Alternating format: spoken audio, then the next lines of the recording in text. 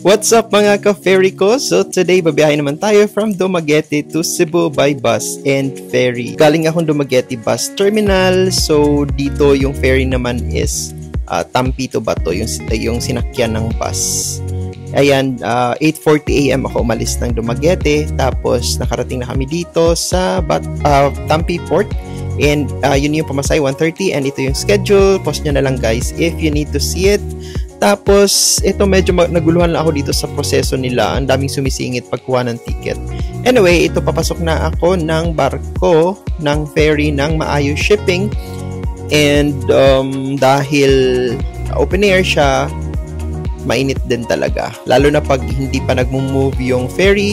So, expect na mainit, maalinsangan dito sa loob. Kasi wala masyadong hangin, ganyan. Tapos, ito yung loob niya. Ayan. In fairness, malinis naman siya at saka spacious naman kahit paano. Pero yun nga lang, dahil open air, mainit talaga. So, expect na magdala ka na lang ng pamaypay or something. Mga ganon kasi yun, medyo uncomfortable yung init.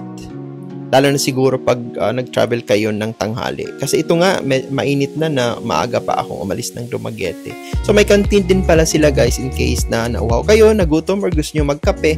Ayan, or mag-noodles, meron dyan sa canteen nila.